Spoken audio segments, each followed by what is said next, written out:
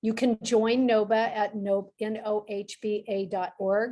We recently lowered our prices because we want lots and lots of members, and we are providing a year-long educational program this year. It's in 3 sections. The first one was sourcing. This one is green chemistry, and they each cover 4 months. And then the last one is going to be packaging. We are strictly focused on education, not selling you a product, because I found that very annoying when I would go to seminars and it was just a big sales thing and I really wanted to learn something. So all of these are available on YouTube. This section on green chemistry is being hosted by Michael Cronin from EO Products, and he will introduce Marty Mulvihill. And any questions you have, you can put it in the chat. We'll get back to you. And you could also, I think, put your hand up or something like that. I know. Yeah, hopefully we'll have some time for just some questions afterwards. And yeah, like you said, chat or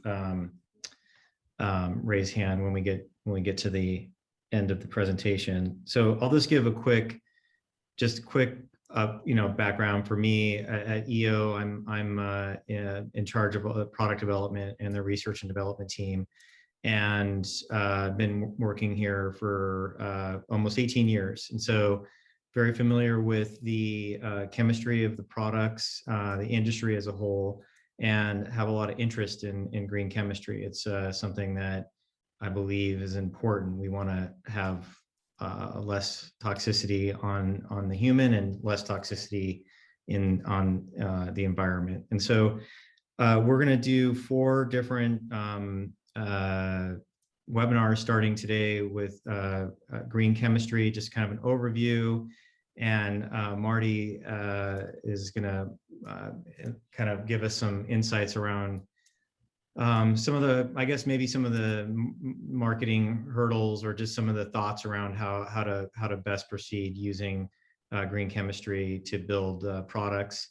And then in the next webinars, we're going to be talking about kind of the role of biotech, and then we're going to move into carbon control, talking about the BioPreferred program and renewable carbon and climate change.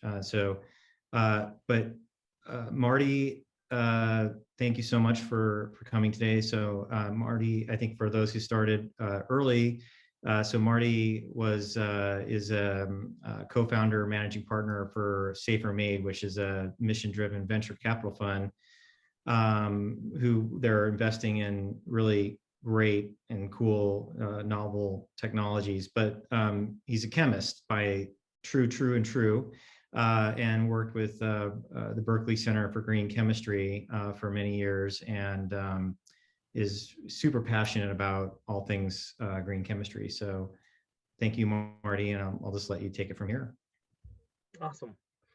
Thank you so much, Michael and Gabe. So great to see you. Great to be here today. I'm a chemist by training. I love all molecules, molecules of all types, no matter whether they're natural or synthetic. Nothing I like more than talking about chemistry. You can ask my 6-year-old, who the other day was asking me what chewing gum was made out of, and then got us all in trouble because it's like, well, of course it's a mixture of synthetic polymers, rubbers. So it's basically isoprenoid like chemistry with some synthetic additives. And she's like, Daddy, does that mean it's plastic? I'm like, well, yeah, it means it's plastic. And she's like, we can't chew on plastic. You said I can't chew plastic. I said, oh, I guess you're right. I did say that. So her solution was to bring cinnamon sticks into the car, which now make a huge mess in the back seat. But if you have a 6-year-old, you realize that's probably the least of your problems. So all of that is by way of I'm here to share stories about chemistry. I love talking about it. I'm not a formulator by training, but have worked with a number throughout the years and really appreciate the hard work that it takes to bring products to market. So what I hope to do today is share about 20-30 minutes of slides, just give you an overview of some of the history, some of the themes that I think are pertinent for green chemistry, but then open it up to the discussion. And we can even turn the recording off at that point, and happy to dive deeper onto any particular technology or concerns that you may have. We end up having the privilege to see a lot of exciting stuff that's out there. So with that, I'll pull up my slides and we can get started.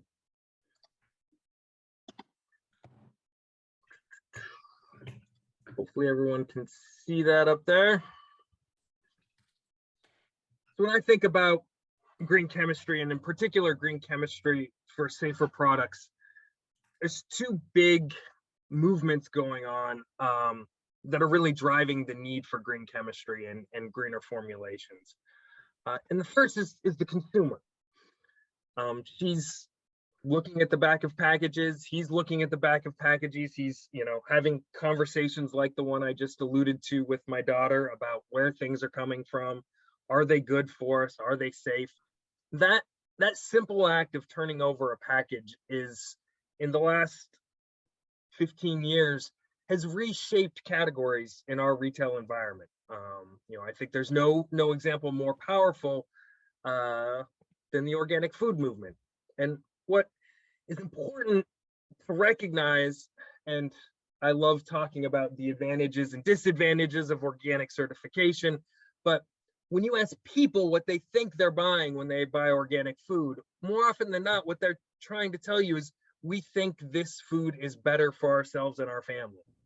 That's what they're paying often the premium for to buy organic food. There's a lot of other things that go into the organic certification that deal with where you're getting your nitrogen and certain, land use policies and other things that are also important for sustainability. But when it comes to the decision to purchase, it's often because the consumer thinks that this is better for myself and my family. So that's one thing that's driving this need for safer and greener chemistry, is the consumer is becoming more aware of the things that are going into their products and is looking for things that they think are safer for themselves and safer for the environment.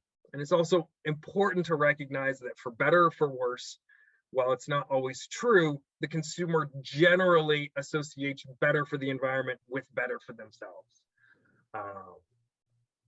and vice versa. So that's on one hand. The other, and in some ways more concerning, reason that we need greener and safer chemistry is that there are chemicals of concern out in our products. And I recognize most of you are working on personal care products, and most of this data, at least here, is actually other formulated goods. It's cleaning products and other products that you bring into your home. But when it comes to like this notion, so when we originally started making consumer products, there was this idea that if you didn't put it in your body, if it wasn't food, it wasn't going to get into your body. What we recognize now is that's not true. The skin is the body's biggest organ. Things go through the skin. We also have a lot of chemicals that get used in formulation that are volatile. And so this data here came out in a science paper a few years ago. It's a little bit shocking because when you look at the volume of volatile chemicals produced, so that's the graph on the left, not surprisingly, things like gasoline, natural gas, diesel fuel, those volumes are very large. So the volatile chemicals that are produced are mostly in the fuel arena compared to volatile chemical products. This is your formulated things. Interestingly, when you look at VOC emissions that people are exposed to in their homes, by far, it's the consumer and industrial volatile chemical products that make up the bulk of the exposure, even though if it's not the bulk of the production. So this is just showing that, and I think many of you already recognize this, but sometimes when I keep talking to groups of chemists, I have to do a little bit of convincing that this being concerned about health is worthwhile. There really is data showing that chemicals of concern, volatile organic chemicals in this case, are in fact in our daily living spaces, in our daily lives. And so it's important to think about, not only is our consumer demanding it, but they have, whether they know it or not, good reason for demanding safer products. And I summarize some of that here in just to tell you where these numbers come from. You know, this claim that there's thousands, in this case about 2,300 harmful chemicals in consumer products, this comes from the California Green Chemistry Initiative. So they're cataloging not of, you know, things that might be bad, but things that have real scientific consensus around potential harm that are in fact found in products in California. That's where this number comes from. And I don't mean to be kind of reactionary or get people all riled up about this stuff. It's just a recognition that yes, there are things that we know could be potentially harmful that we could do a lot to remove. Doesn't mean they're harmful in the amounts that are there. It doesn't, you know, tie direct causal relationships to disease. I can't claim any of that, but what I can say is that if the state of California can find this many things of concern, it's clear that us as chemists could do better. And you know, whether or not this is of importance to our health is another question worth answering. And I think the folks, Phil Landrigan and colleagues, have really been trying to do some excellent work, trying to put monetary value on the potential harm that chronic diseases caused by things like exposure to environmental chemicals create on society. So one of the estimates for the cost of endocrine disrupting chemicals, and these costs are basically the costs of fertility treatment, challenges around early development of cancer, some other things that have been tied to endocrine disruption, you know, are a huge burden on our health system. You know, over $340 billion just in the US. There's similar numbers for Europe out there that are available. So I promise this is the end of my problem section of the talk, you know, but I hope that I've convinced you, if you weren't already convinced coming in, that there is a need for safer chemistry, both from a scientific perspective, our growing awareness that these chemicals are in the environment and in our products, and because our consumers are demanding it.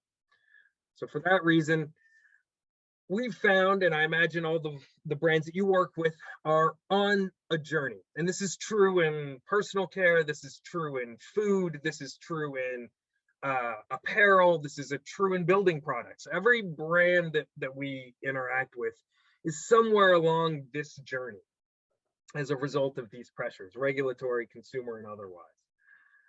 And the first step, and this is actually the easiest for formulators because you know what goes into your products, but the first step is around transparency and awareness. And if you think about it, it might be easy in formulated products, but for something like finding out what dyes were used in this shirt, it's actually much more complex to understand supply chains and the use of chemicals within supply chains. So this audience actually is an advantage that everyone is, at least for the most part, through this first step. Although two of my favorite places to find hazardous chemicals in personal care products are, one, actually residual preservatives like parabens in natural extracts, which I know Gabe knows a lot about. It's a favorite hiding place. My second favorite hiding place for chemicals I recently learned about is actually in pigments. So the pigments aren't necessarily a problem, but you get interesting, including perfluorinated chemistries that will often be used to solubilize minerals. And so minerals often considered good, but in order to get them into our oil and water-based emulsions or oils, they're often coated with some pretty fantastically interesting chemistry. This is another place that sometimes hides outside the inky list, if you will. But that aside, once you've figured out what's in your chemistry, the next step for most brands is what I call the sort of the negative filter. So the restricted substance list, RSLs, and I'll mention a few in a later, but this is what I kind of consider the bare minimum for responsible product development, which is, all right, let's take a look at what's out there and decide what are the things that we don't want in our products. And let me be clear, especially in personal care, there's some interesting products that have become common on restricted substance lists that may or may not have a lot to do with health, but we can get to that at a later point. So the next step in this journey really is where we get to green chemistry. So to be honest, I think everything up until this point isn't really green chemistry. It's being responsible. It's being, knowing your business, knowing your product, and creating a responsible brand. The next two categories are really where we get into innovation, really where we get into the need for green chemistry. And that's, how do you find preferred materials, things that are actually better than the status quo? This could mean bio-based. This could mean safer. This could mean, coming from a closed loop kind of process. There's a lot of things that preferred can mean. And in fact, for every brand and formulator, there's not one right answer to what preferred chemistry is. But that's really what I want to talk about today is how can green chemistry help us create more preferred chemistries to put in to our products.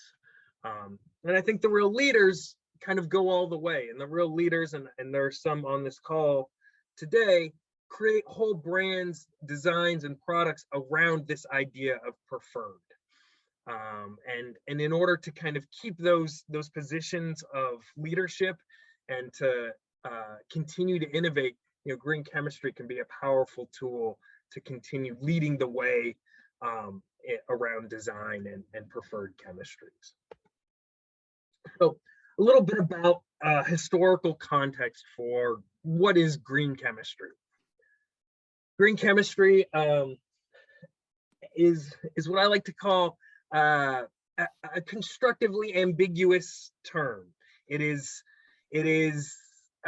broad enough that a lot of people can find themselves reflected in it, but specific enough that there are some guidance principles along the way. So I think we can make progress with it as a term, even if it, means different things or people see themselves reflected differently within it.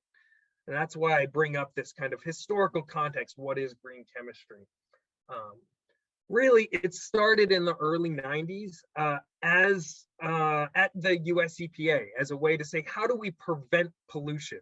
So rather than the EPA focusing on cleaning up spills, which has traditionally been their job, they were like, how can we engage in pollution prevention?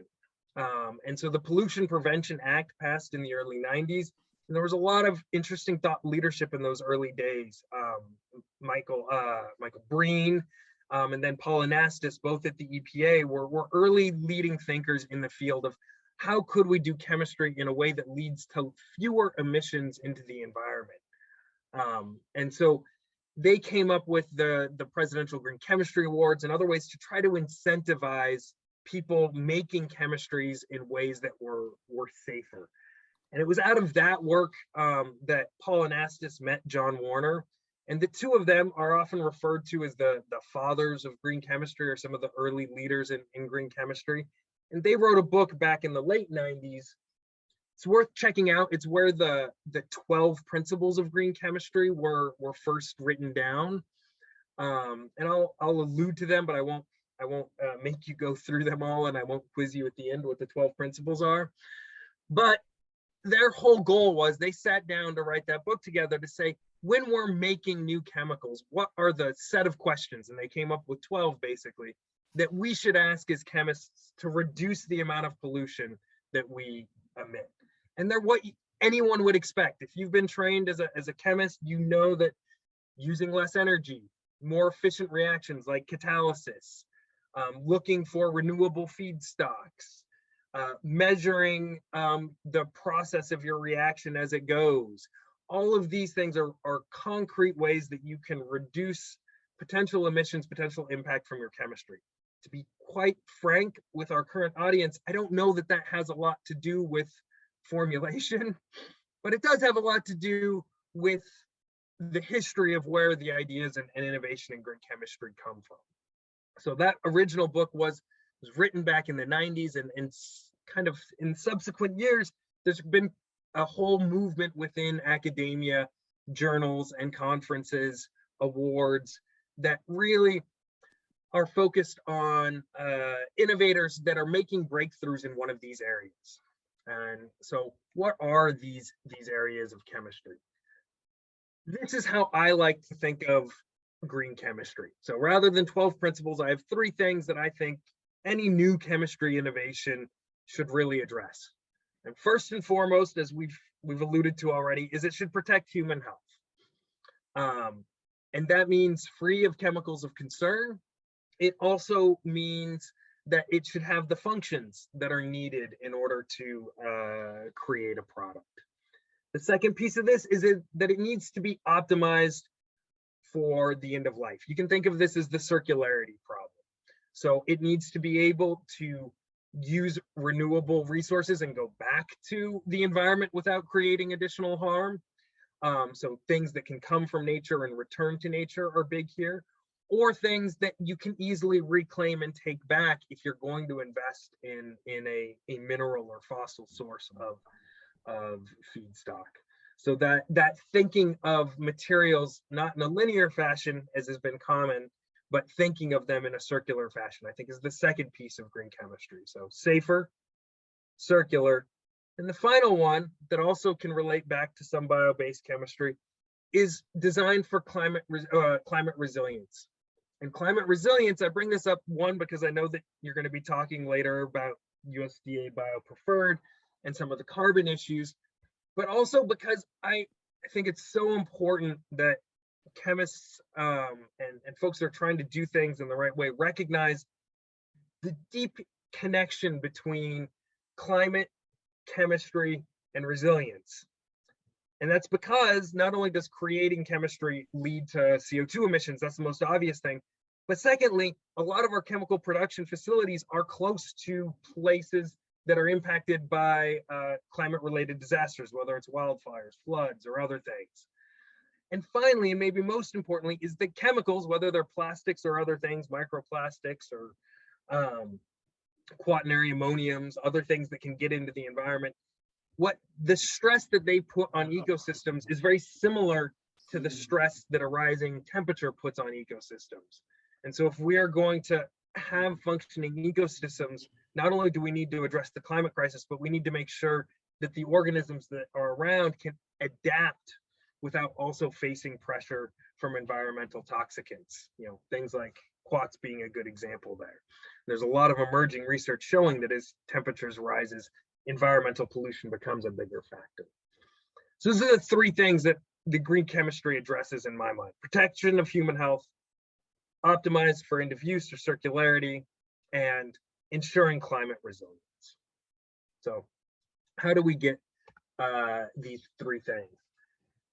Start with the stuff we don't use. So these are 3 of the places I go. They are not by no means the only places.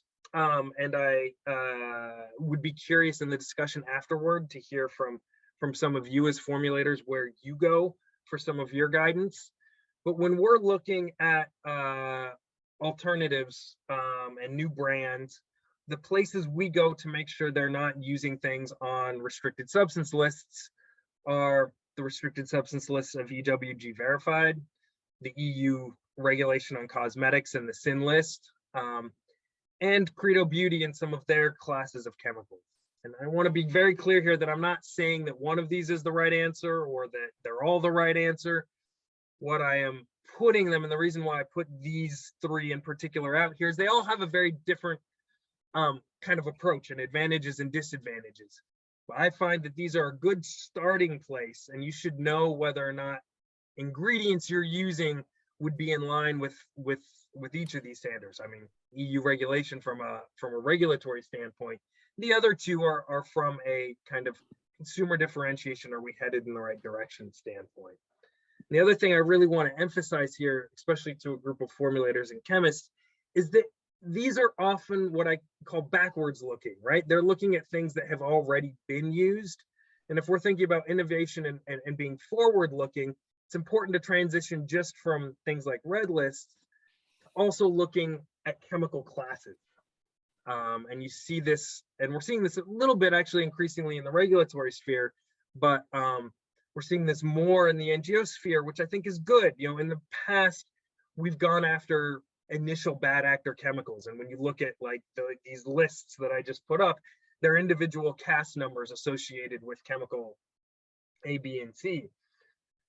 The reality is, as chemists, we can use our chemical intuition of functional group, solubility, fate, to figure out like, hey, if 6 carbons covered in fluorine is bad, 4 covered in fluorine might be different, but it's probably still going to be bad in a number of the same ways. In this case, in persistence, because I know that there aren't organisms, much less hydrolysis or other mechanisms of breakdown, that are going to attack carbon-fluorine bonds. So I think moving away from the entire class of carbon-fluorine bonds, with the exception of, you know, a few things like putting an isolated fluorine on a drug molecule to make it more bioactive or biostable, is something we should really be moving away from. And we should be moving away from it as a class, rather than trying to pick and choose and say, oh, well, you know, this restricted substance X only lists these 4. I guess these other 10 are okay. We really need to think in chemical classes. And I think that, you know, one of the ways that you move, and one of the ways we try to teach students to move from that backwards facing and sometimes confrontational approach of restricted substance lists to a more forward-looking, innovative approach, is to use chemical classes. Say, all right, what are the endpoints of concern, things like endocrine disruption and persistence that I want to move away from? What functional groups, what molecular structures are associated with those endpoints of concern? And how do I look at classes of chemicals that have not traditionally been associated with those endpoints, or chemicals that don't have bad actor associations on those lists? As a chemist, I know that there's always exceptions to the rule, but we can get a long way by looking and starting thinking as in chemical classes. So the next big question that I want to address here is related to bio-based chemistry. And I know that, you know, especially in the natural and organic beauty movement, there's a lot of claims around natural bio-based. And I think it's a step in the right direction, don't get me wrong, but I do think it's important to take a few minutes to consider where there are advantages and disadvantages. And I'll look ahead to packaging a little bit here too, because we do a lot of work in bio-based plastics as well as in small molecules. But let's start with the small molecules. And these are just naturally occurring molecules on the left, petroleum feedstocks on the right. If this were a class or we were in person, I would make you start observing what do you see on each side of these, what's similar, what's different. But we'll skip that interactive part for today and go to, you know, a couple observations that I see when I think about what is the difference between starting with petroleum versus starting with biological feedstocks. The first and foremost is, remember, petroleum feedstocks are the carbon that hasn't broken down for the last 200 million years. So persistence, in some ways, is baked into these molecules. You see that in aromatic structures. You see that in some of the long linear aliphatic chains. Those are biodegradable, but you know, you start modifying them with things like fluorines or halogens, they become less biodegradable, and they are still less biodegradable than some of the other, like things like starches and sugars that you see on the right hand side. But it's also important to recognize we see things here that are fairly benign, things like those aliphatic chains, or things like simple ketones, simple acids or sulfates that you might find as surfactants that can come from petroleum. They can also come from bio-based sources. Now, in the end, the molecules are fairly similar, but the first thing to notice here is this difference in persistence. And they have that difference in persistence mostly because a lack of cleavable functional groups that includes things like the unsaturation units on oils that allow oxidation to occur compared to the aliphatic linear carbons. That occurs because you have more hydrolyzable linkages, things like esters and amides and phosphates in the biological chemistry that can all break down in water.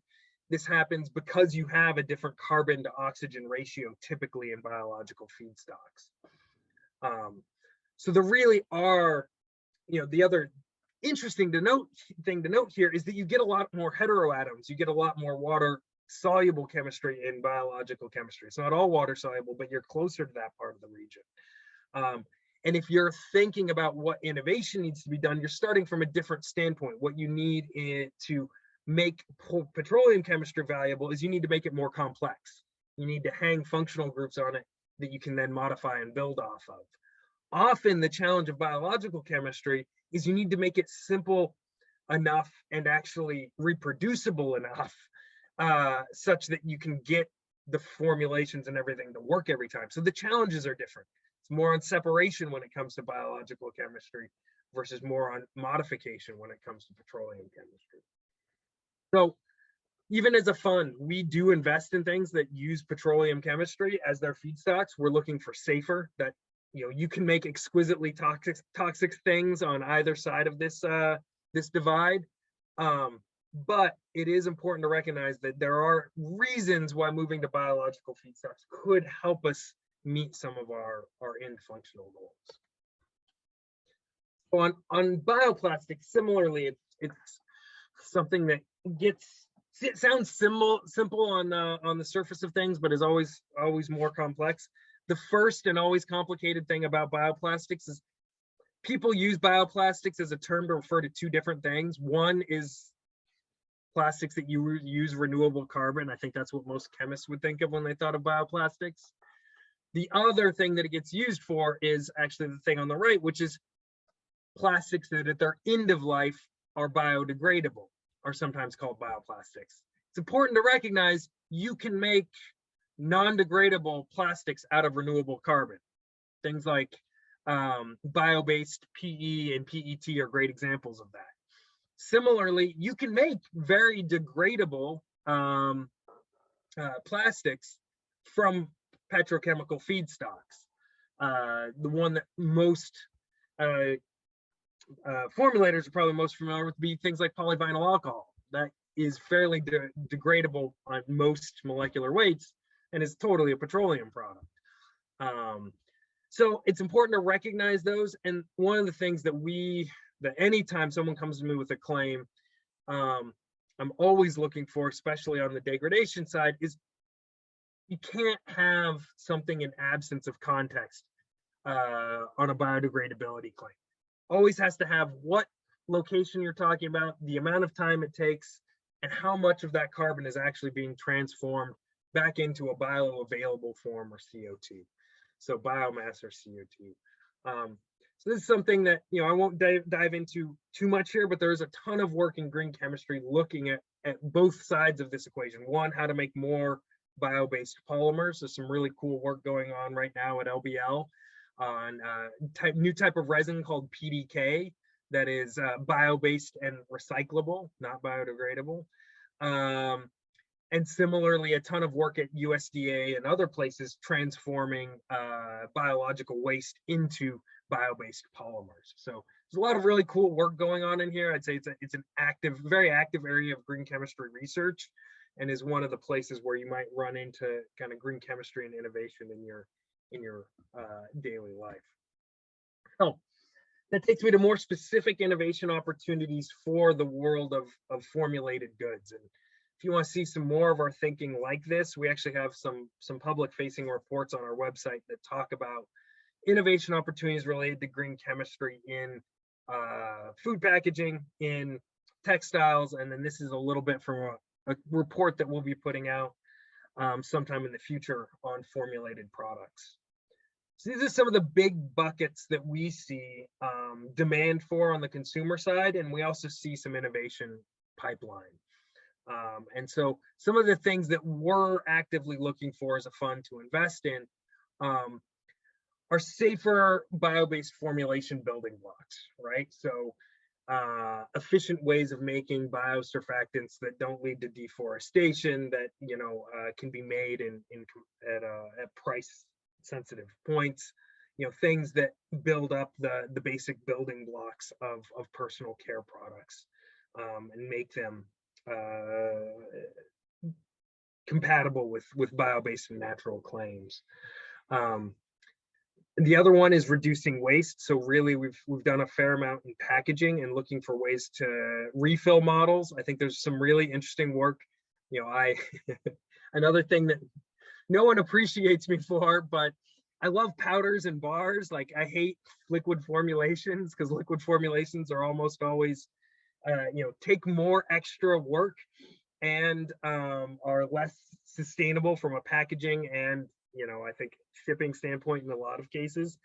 But I think concentrates, refills, ways to, we're seeing a lot of successful companies be built around this. So Blue Land is a great example. Grove.co locally here is a great example, who've been doing a lot in the refill model. But there's a lot of places, especially things like lotions and certain skin treatments, where the ability to have the slip and the kind of viscosities that people are looking for, it's actually really hard to make in a concentrated form that would then form a stable emulsion. So that ability to make concentrates and make powders or bar forms of the consumer experience, I think, is a fascinating place for formulators to be working now. I just saw Blue Land announce that they have their first line of shampoos and conditioners, body wash, where they have a powder that they tell you to put in a bottle, shake up for 10 seconds, and then wait an hour before you use. So I think you're going to see more and more things like that. And I think there's a lot of really interesting formulation opportunity to think about how can you get some of those consumer desirable experiences, but in a concentrated form factor or refillable form factor that actually makes sense.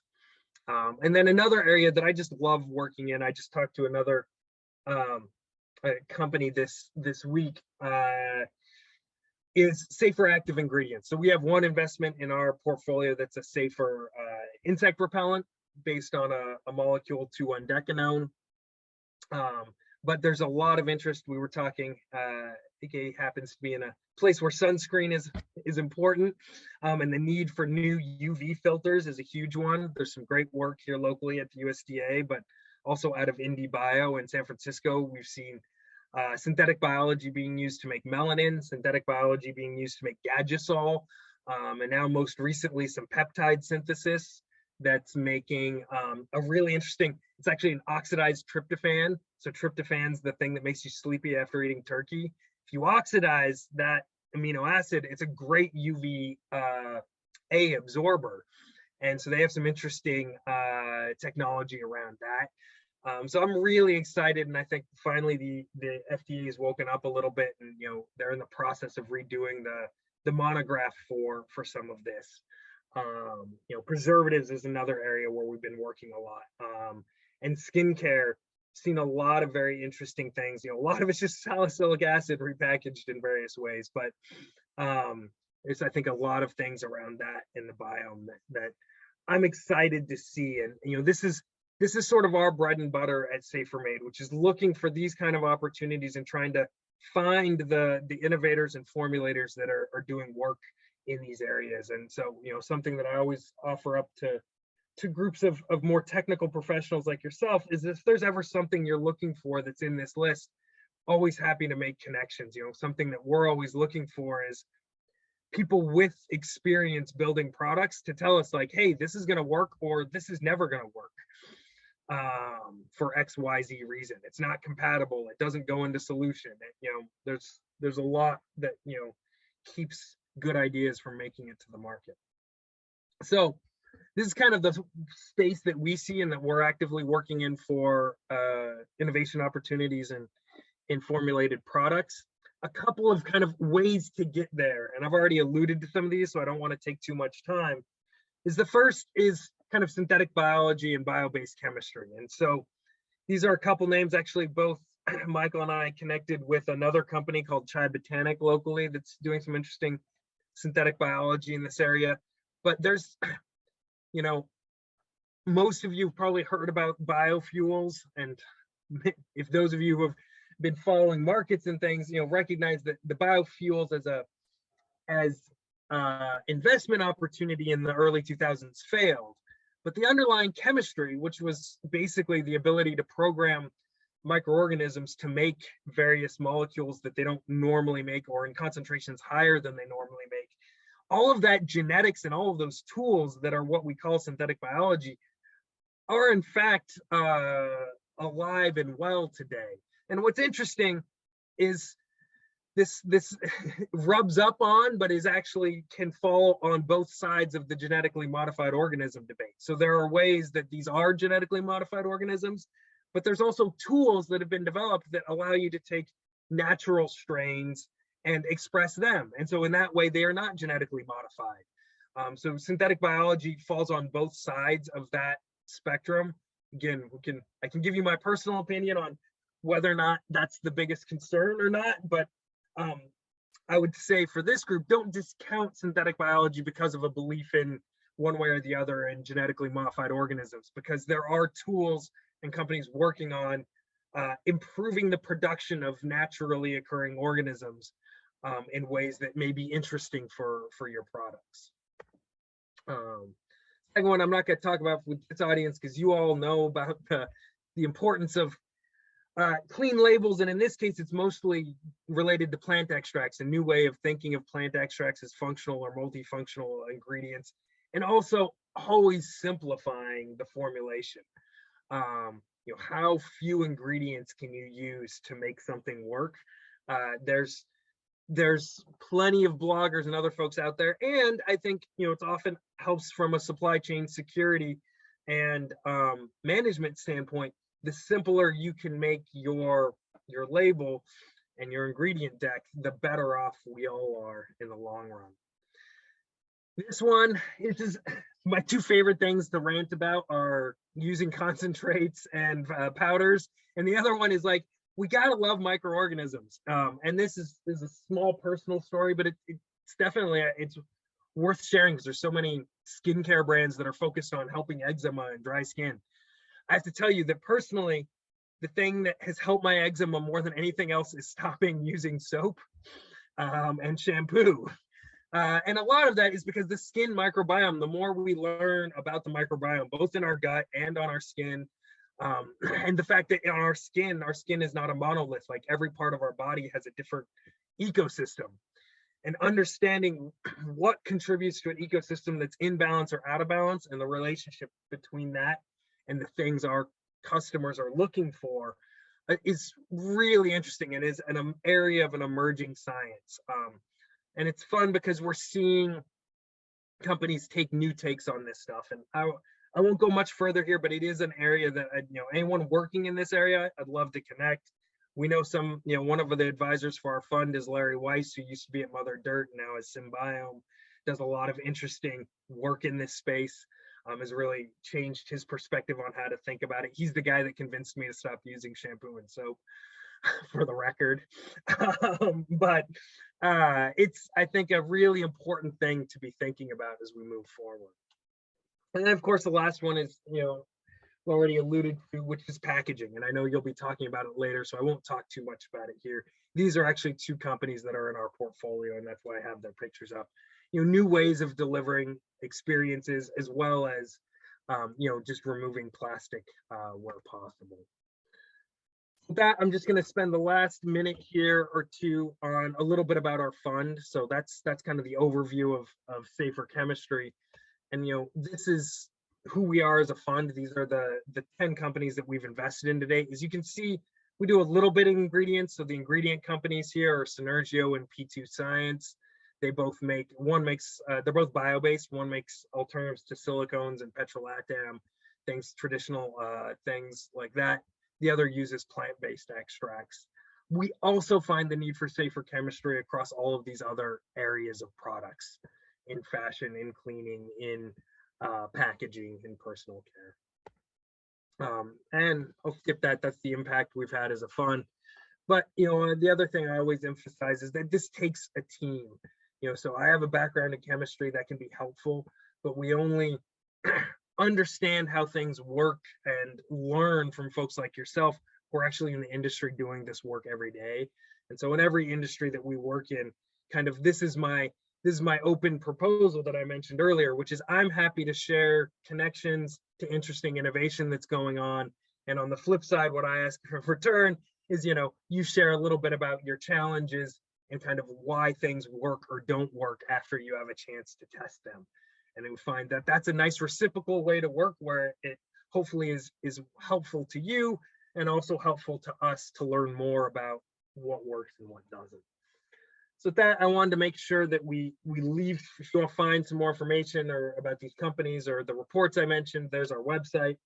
But I think that leaves us with, you know, 10 or 15 minutes for some questions. And like I said, I'm happy to dive deeper into any of the topics we just really scratched the surface on here today. Welcome the questions. I have one immediately.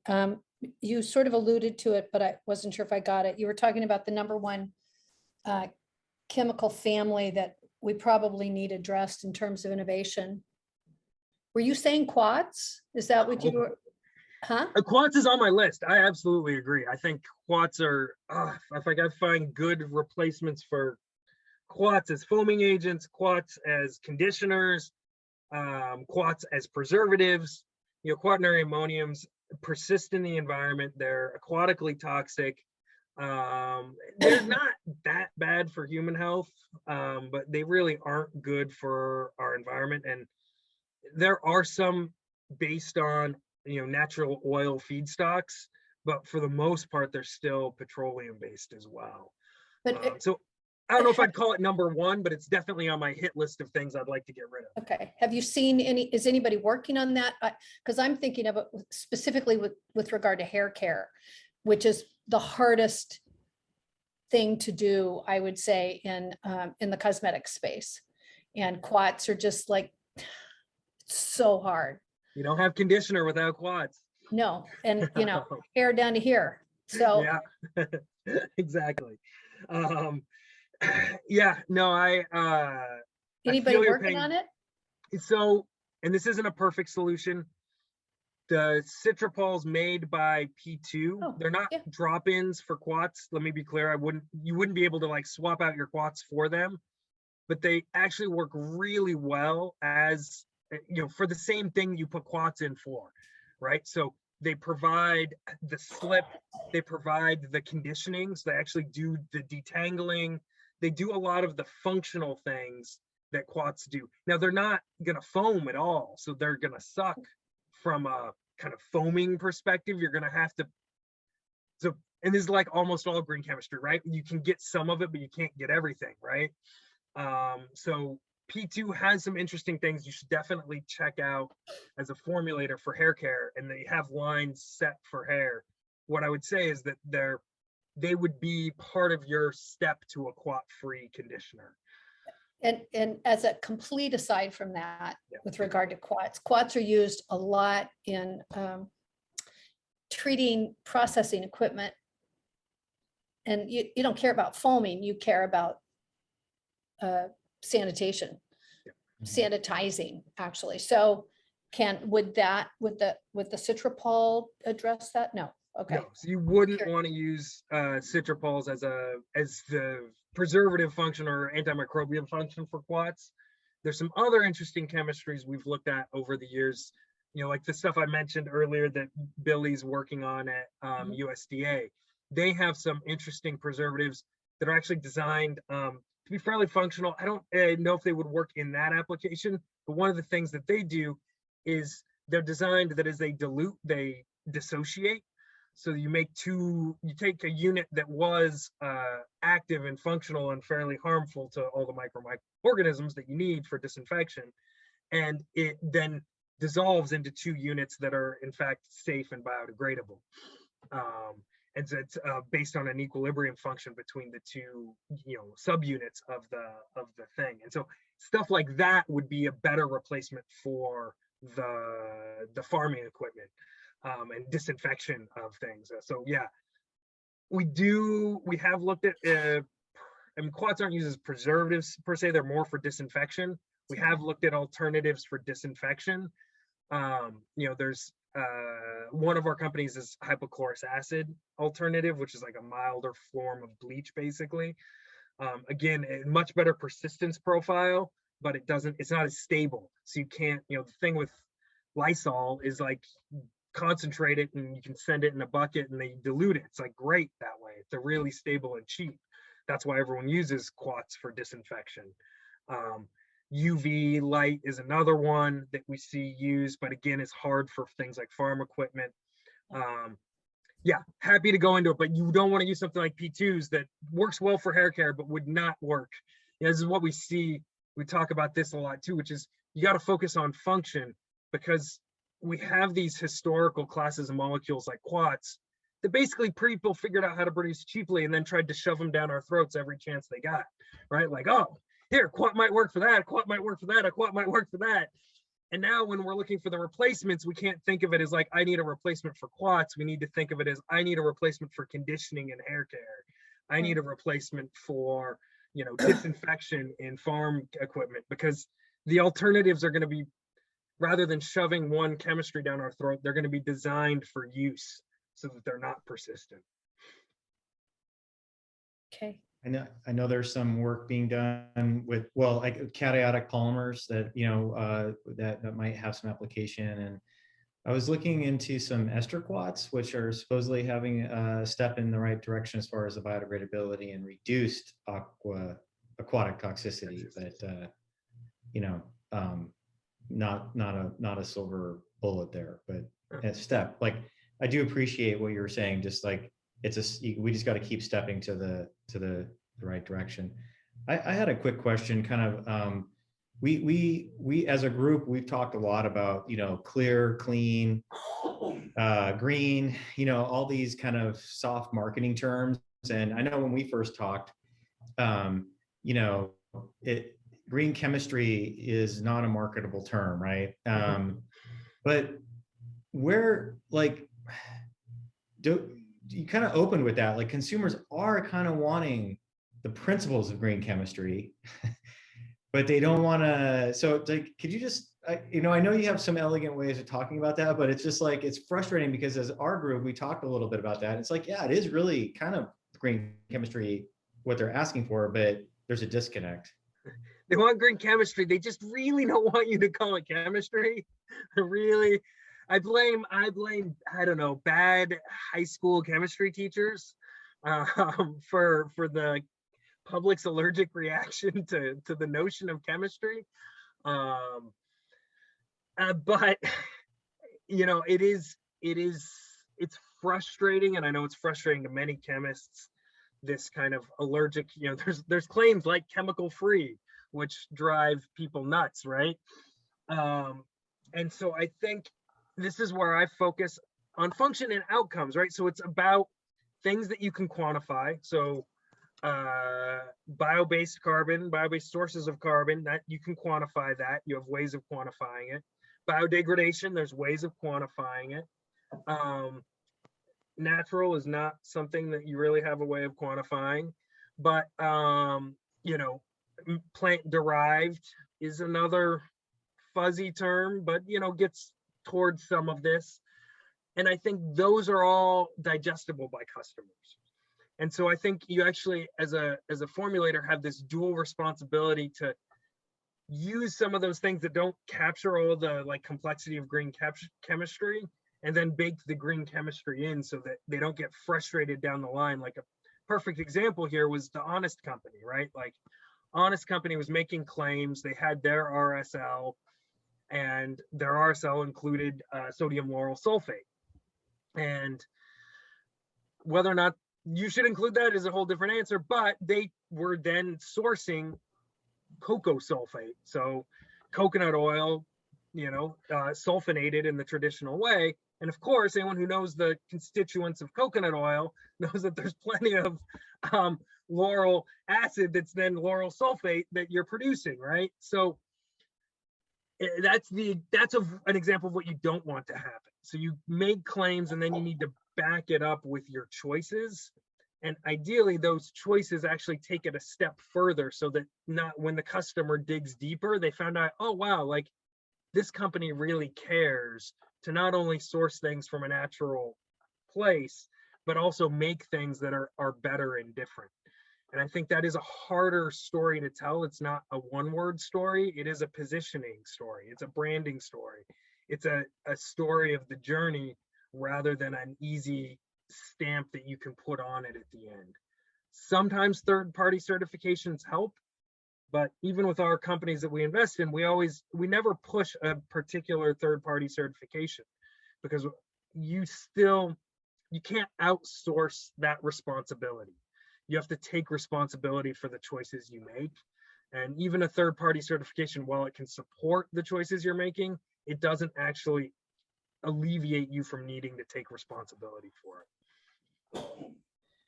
Are there any other questions out there? I would remind people of the fact that there is a legal definition of naturally occurring under EPA. And so I tend to, when I use terms, reference either a regulation or an academic work like Warner and Anastas. So that is out there. And what you're asking something, Janelle? About B certification? Where I'm trying to find the chat. Oh, no, here it is. Many of the companies you reference are B certified corps. I don't know that I don't know that B certification really, I don't know how much they address green chemistry. I don't think they do. What I do like about B Corps in my experience working with them is that they force companies to do some of this inward looking and prioritization. Now, whether or not a company chooses green chemistry, I agree with you completely, Gabe. There's nothing that is required in B certification to do that. But it can often give employees a way to bring up some of these issues about sustainability. And so in the idealized version of B Corps, the idea is that you can put something side by side with shareholder profits in considering how you make a business decision. And so it like any other certification is not a silver bullet, but it is, I do think it's an interesting process, and it helps sometimes with fundraising, and it helps sometimes with telling the story of being a better for the world company, if that's part of your story.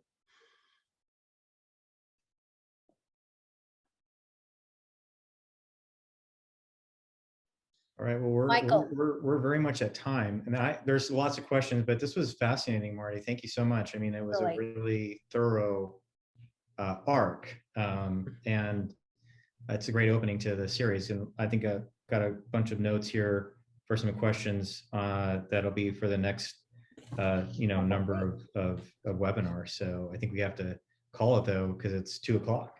Mhm. Excellent.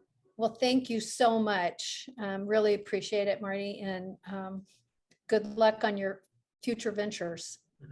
And thank you everyone for attending. This will be on YouTube probably by tomorrow, if not sooner. So thank you very much. Awesome. Have a great afternoon. Thanks. You too. Bye-bye. Bye-bye.